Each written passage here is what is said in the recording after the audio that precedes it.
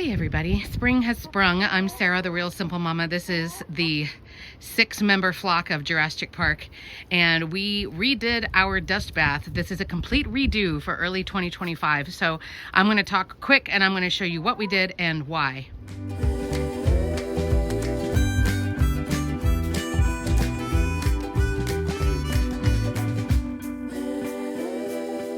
Spoiler alert, first of all, is the why. Chickens need a place to dust bathe, which is like a dry bath. Has nothing to do with water, like you might see sparrows do, but chickens need something that's really fine particles. It's not like huge, big pieces of rock or anything, where they can dust bathe. And this helps when they are molting, which is kind of like when you're peeling after a sunburn. They will grow new feathers in every year after a molt, and they feel really, really itchy as they are sloughing off the old feathers and growing the new ones. It also helps them to stay cooler because most chicken breeds have layers and layers of feathers. So they are essentially opening up the air pockets in between each layer of feathers, and they're getting the material in there to also help eradicate any kind of pest or parasite or bug that is living in their feathers. And this can be, you know, mites, lice, all different kinds of stuff like that. So there's lots of benefits. So if we know that they need a place to do that, you have a couple of options. You can either just leave your chickens in their yard or in their run or whatever, and they're gonna find a place, which may be under a tree, or it may be in your flower bed, or it may be wherever. Or you can try to designate a place. That doesn't mean this is the only place they're gonna dust bathe, but hopefully they will prefer this spot because this dirt is cooler and softer and hand-picked by me. So there's a couple of different ingredients in here. By the way, this is I think it's either a Fisher-Price or a step 3 or step 1, whatever that kid brand is. This pool is a little kiddie pool. It used to have an umbrella mounted there on the left. We've had it for like 7 or 8 years for the chickens. We chose, instead of having it full of water in the summer, the chickens weren't really standing in it and staying cool the way I wanted them to. And then of course the water was just constantly nasty. So we drilled a crap load of holes in it. So the first thing that you want to think about the dust bath is either it's in a place that's always dry, so like it's in a covered area, or if not, you need to drill holes in it because we don't want water sitting down in the bottom of that, because that's all kinds of nastiness and we don't have time for that.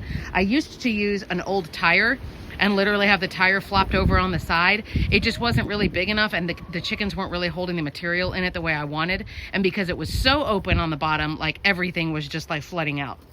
So I have 3 ingredients in there right now, but I'm going to do like a quick list off of all of the things you can put in there. If you're buying material like sand or dirt or soil, any stuff like that, mulched leaves, anything, make sure wherever you're getting it from, whether you buy it from somewhere like a hardware store or you get it donated from your neighbors or whatever, make sure there's no fertilizers in it, no chemical treatments, like no pesticides or anything, and there's no dyes.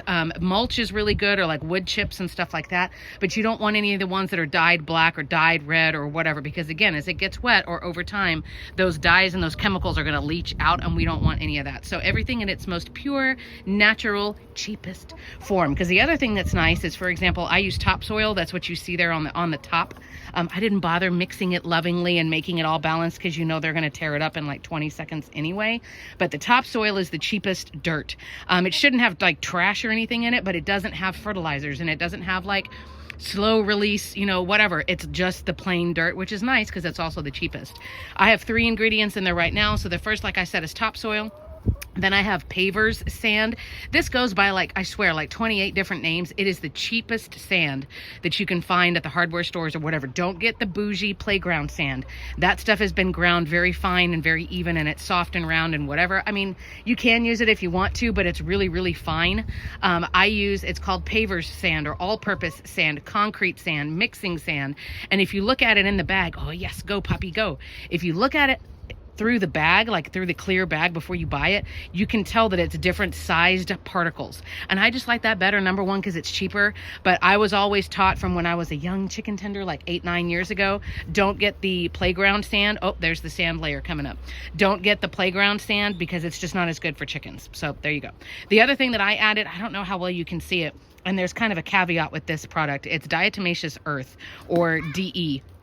Diatomaceous earth is basically dead diatoms, and basically they're tiny little particles that have exoskeletons. So when somebody small and teeny tiny, like a mite or a louse gets with it, the exoskeleton basically acts like a whole bunch of like shattered glass, and it will tear up the body of that little pest. It does not hurt chickens.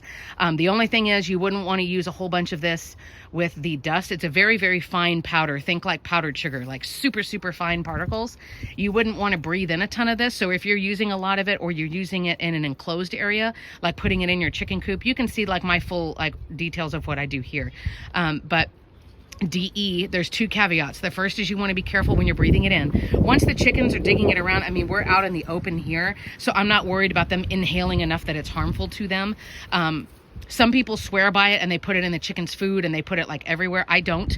I put it in the nesting boxes to keep bugs out of there, and then I put it in their dust bath. The other thing that sucks about DE, just keep in mind, is that when it gets wet, it's pretty much useless. It's not harmful, but it won't keep away pests or anything like that. After that, it's just like wet sand. It doesn't do anything. Ooh, what'd we get, girls?